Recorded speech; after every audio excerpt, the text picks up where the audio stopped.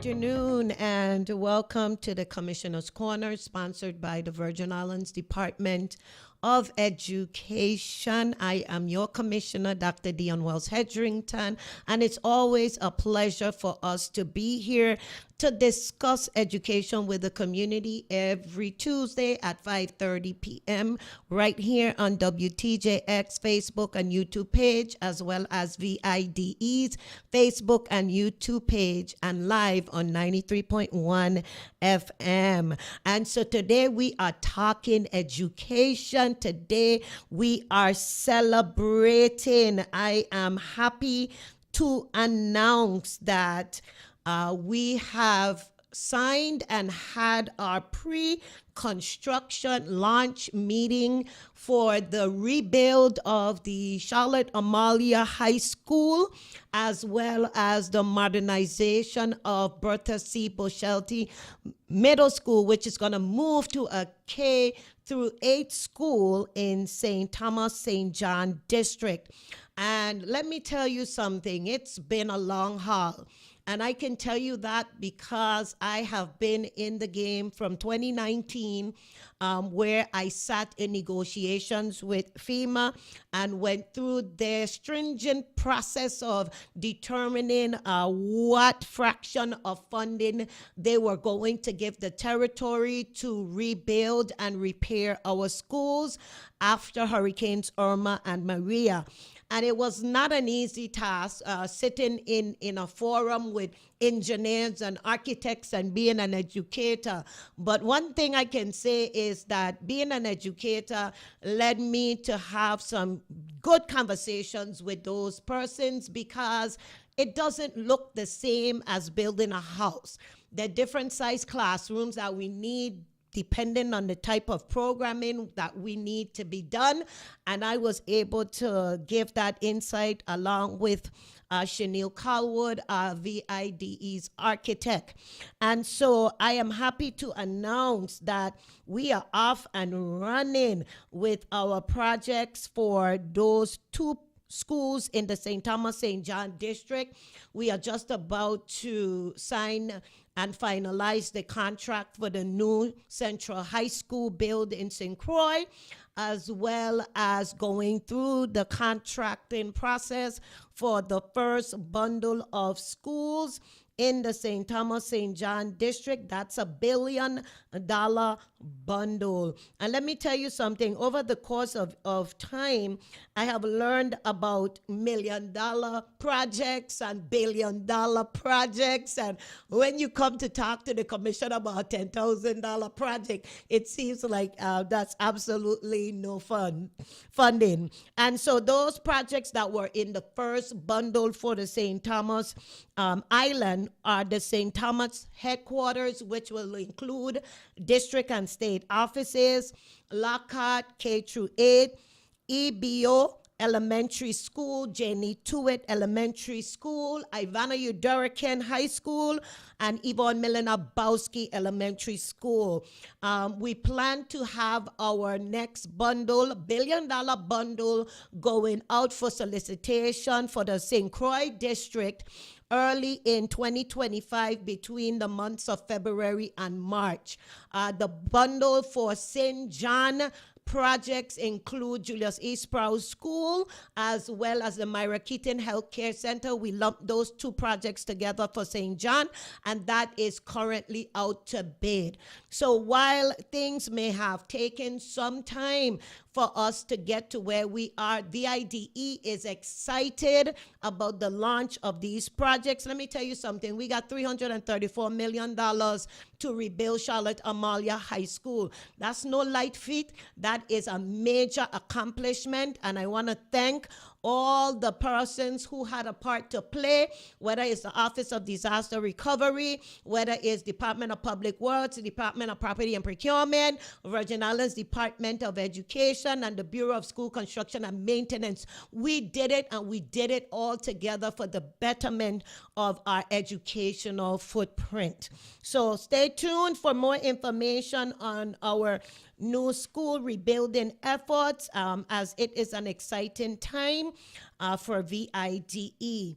So today we are continuing our discussion on assessments and what the Smarter Balance assessments, what do these scores mean? And with me today is Director Yuli Semper, and I'm excited to have her back because we're going to talk about what this state standardized assessment really means for our children, really means for our schools, and really means for our parents who have to interpret where their children are. So let me bring a little bit of context back to the test components, and I'm looking at a cheat sheet, so it's not coming from Commissioner Wells Hedrington. Although I'm very familiar with the Smarter Balance assessments, it's actually coming based on a fact sheet that was submitted by the Smarter Balance Consortium. And so the Smarter Balance test consists of a computer adaptive assessment and a performance task. The computer adaptive portion of the assessment provides more precision by customizing the test for each student by selecting items that match the student's performance. Using this approach, the system can use students' time more efficiently and provide more precise data. The performance task allows students to apply their higher order thinking skills by evaluating information and developing and communicating a solution to real world problems. So Director Semper, break that down in island terms, because I need the community to understand what this assessment really tests. Well, I'm not going to say this is island terms, but I'm going to... In layman's terms, so that anybody can understand. I'm going to break it down in a you. way that hopefully most people will be able to understand. First of all, the Smarter Balance assessment is a test that is developed to measure how well students are meeting and achieving the skills they're required to learn from the Common Core curriculum. So Smarter Balance doesn't just come up with their own ideas and what students should know. This is based on an alignment with Common Core. Now, this was a policy that was adopted by the Board of Education in 2010, and the Department of Education is the implementation body of these policies. So because we are obligated to implement these policies, we selected Smarter Balance as a test developer to produce a test that would measure our students' performance levels. Smarter Balance does this in what's called a summative assessment. That is the required assessment that's given at the end of the year in May. And the two areas that are tested are math and English language arts, 3 to 8, and then 11th grade. And so students will be, this year, it is my hope that students will be more familiar with the types of questions on this test because teachers in schools are amping up. They're increasing the use of the tools, the resources. It's called Tools for Teachers on the platform that allows for students to test, practice test rather, throughout the year. We started, this week we started doing interim assessments, and the interim assessments are like a comprehensive assessment that prepares students for the Smarter Balance summative in May, but it also allows teachers in schools to see where the students are throughout the school year. So the interims are taking place, and then after the interims, the summative will be the big test in May. So the interim really gives you some baseline as to where the students are, and then the teachers can work with them on those skills that they may not be as proficient in. Let me tell you something. When the Smarter Balance assessment, we moved from the Iowa Test of Basic Skills to the Smarter Balance assessment. And that shift took us on a tangent. And I remember being the Insular superintendent at the time, and I had my principals take a third grade assessment. And believe it or not, they could not believe the complexity in the questioning on a third grade test. And one of the things that I would encourage our administrators and even our teachers to do is look at the test yourself, look at the sample test. Look at the types of complexity in questioning that our students are being asked, because our teachers now have to make sure that they're using that same type of vocabulary so that our students are familiar with just the vocabulary and interpreting that vocabulary on the assessment. And I think that our teachers have come a long way. And I want to say kudos to all the teachers across this territory who work hard, who work tirelessly, who just devote their time to teaching our children. It is not a profession that is always looked at. It's a profession of the heart. And if you don't have the heart for teaching, you're in the wrong profession. And I just want to say thank you to the teachers. Thank you to the paraprofessionals that are holding classes and performing as teachers. And of course, thank you for the administration and all the support staff that help to make school possible. And so let me talk about the interpretation and use of the data. Speak a little bit about how we interpret level 1, level 2, level 3, and level 4. Okay, so just to piggyback off of what you just said, absolutely, 100%. I said it before and I'll say it again. Our teachers are the backbone of everything that we do, and they're doing a remarkable job. Are there challenges? Yes. There will always be challenges in whatever we do.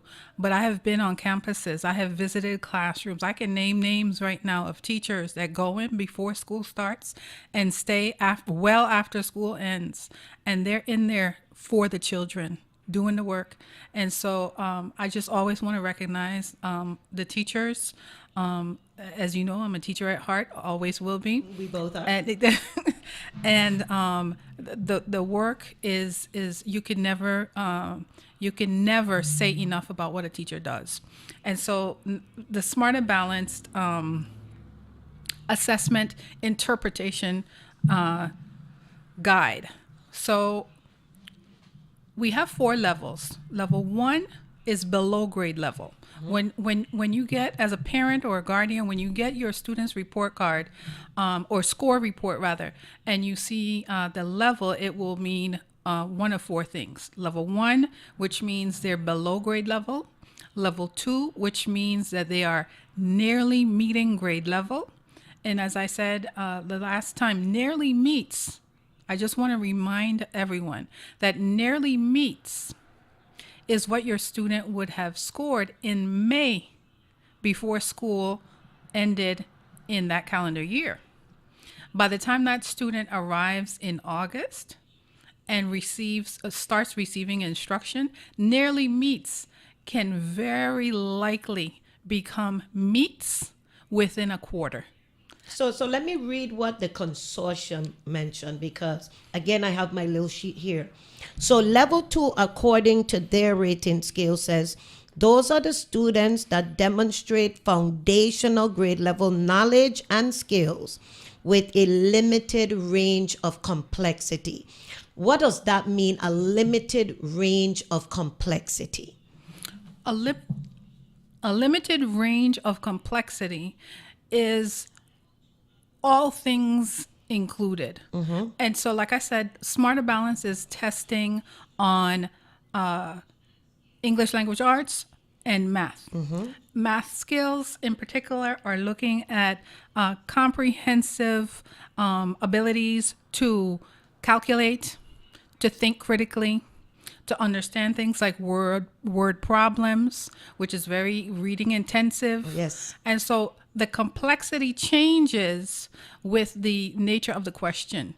So If a student is demonstrating that they are at a beginner's level or nearly meeting level 2, that means they're able to do the basics for that grade level.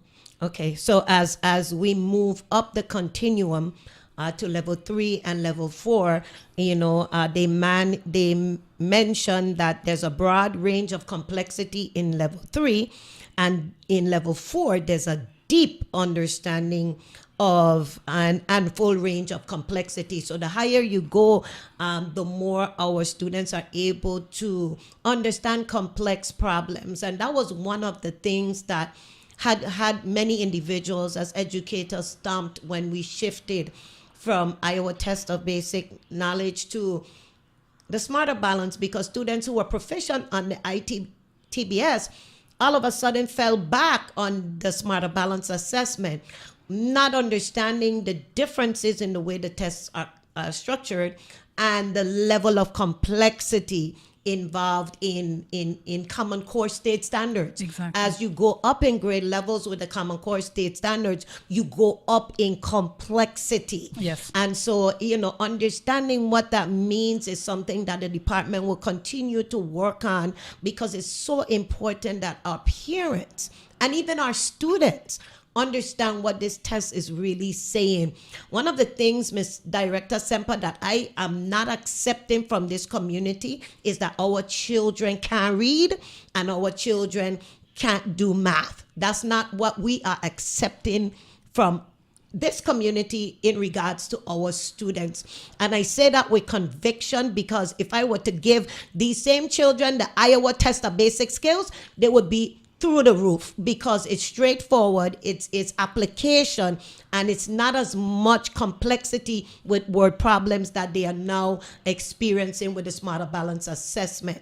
So talk a little bit, because I know you love data and I love it too. You could hear the excitement in my voice. Talk a little bit about what you saw in terms of growth, because not only are we looking at proficiency, we are also looking at the growth in our students. So talk to the community about what you saw.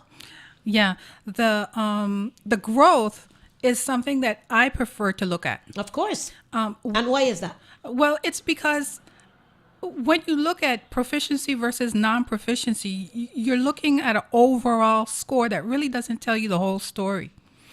And when you start looking at the details, the fine print, with the growth scores, what you'll see is if a student starts the school year, the beginning of the year, at a level 1, let's say, and receives intervention services, the teacher is doing the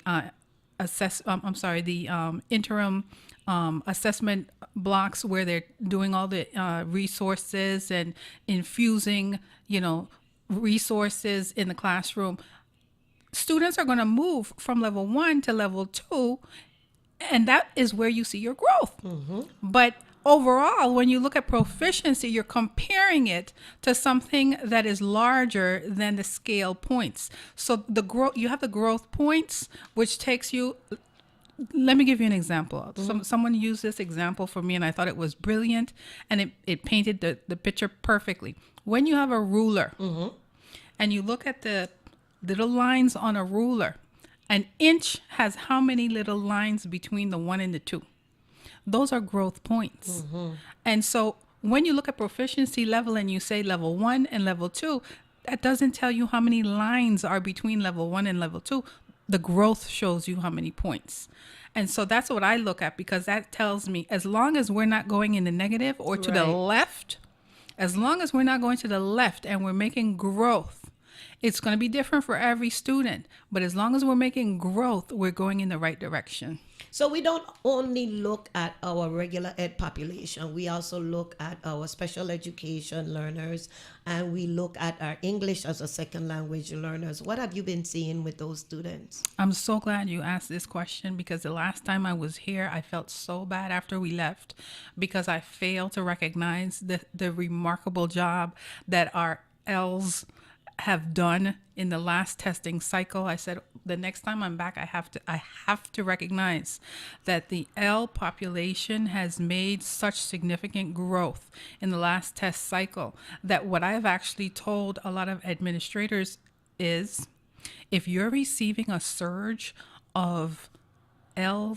students at your campus, be very happy, because their scores have shown so much growth in the last test cycle that it is it's a delight to look at the L's population right now. Some of their scores are actually higher than the Gen Ed population in terms of proficiency.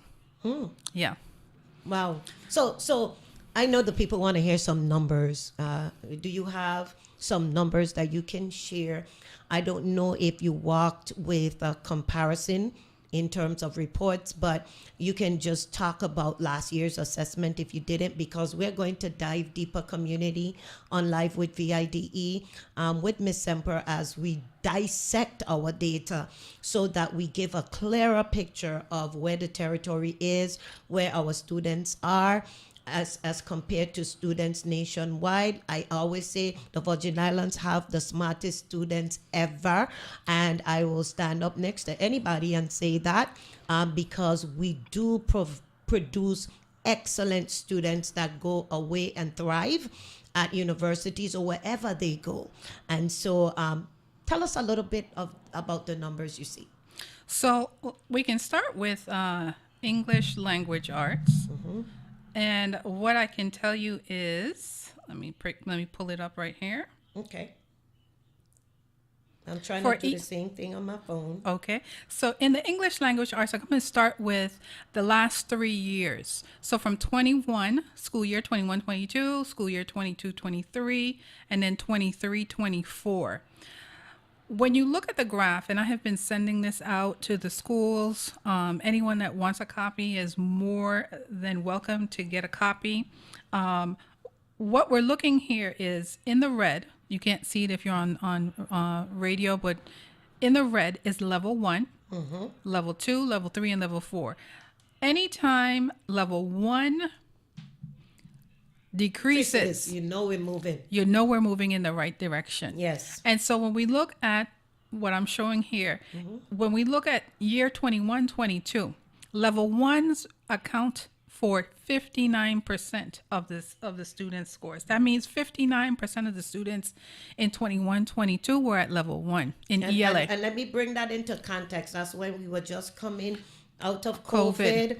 And, we had to transition back to face-to-face. Yes. 22-23, it went up to 63%. Now we are at 23-24 for our most recent score, and we are down to 50% for level 1. What that means is 13% drop. 13% drop. That is significant. Of course. That is absolutely significant. We show now with our score interpretations that level 2s and 3s account for almost 42% of our students who are nearly meeting and at proficiency level. That's significant. Then we still have a small amount, but significant nonetheless, that are exceeding our expectations at 6.8%. Altogether, that our ELA is pretty much 50-50. That is, in my opinion, and in most people who interpret data, doing very well. And when I say we're doing very well, Commissioner, I'm not just saying it because I'm biased. I'm not just saying it because I want to paint a good picture. I'm not saying it because this is what I do and I need to make things sound better than they really are. I'm saying it based on several things. What's happening nationally versus what we're seeing here locally. And what we need to be very clear about is that we are still in the zone of proximity with the impact of the pandemic and how it has had a lasting effect, deeper than we have ever even been able to calculate at this point, on our students, our lives, society, just about everything. Everything in our lives have been impacted by the pandemic. Of course. So why do we think that it's different for our children? Our children have been impacted. And when I tell you they're recovering, the resilience that I see in these scores is evident. Right.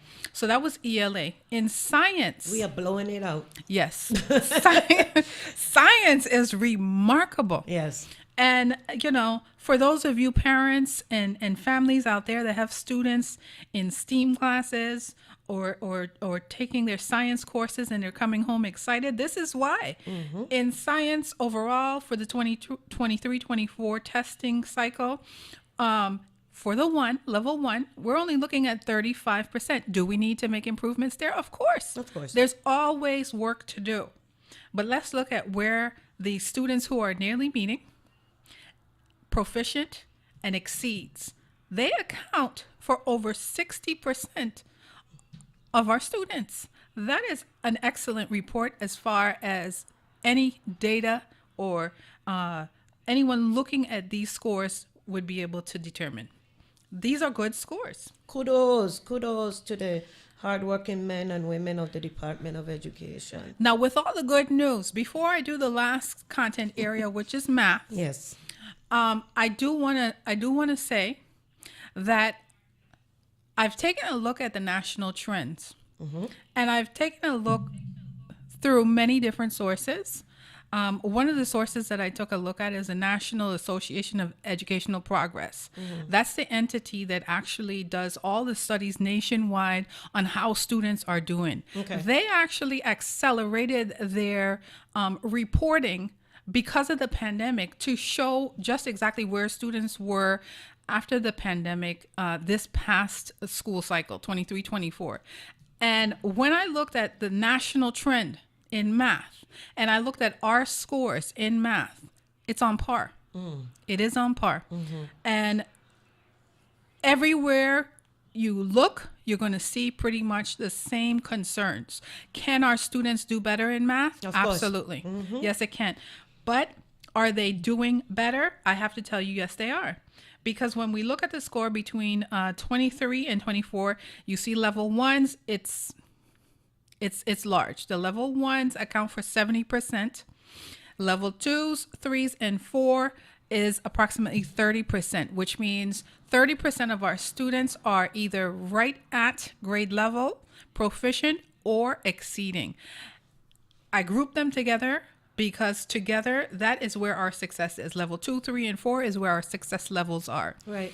So level 1, we definitely need to make improvements in math, but I don't want for people to begin panicking because this is a national trend. It is a national trend. So I thank you for that, Ms. Semper. And, data chats can take a good bit of time. And we will be live with VID to dive deeper into the numbers. But I wanted Ms. Semper, Director Semper, to give you a brief overview. The territory is moving in the right direction. Forget all the stuff that has been said. We are moving in the right direction. Stay tuned for more conversation around where we really are at the Virgin Islands Department of Education when it comes to our student performance. Thank you for being here, and thank you for community for signing in on our platform, Commissioner's Corner, every Tuesday at 5:30. Have a blessed evening.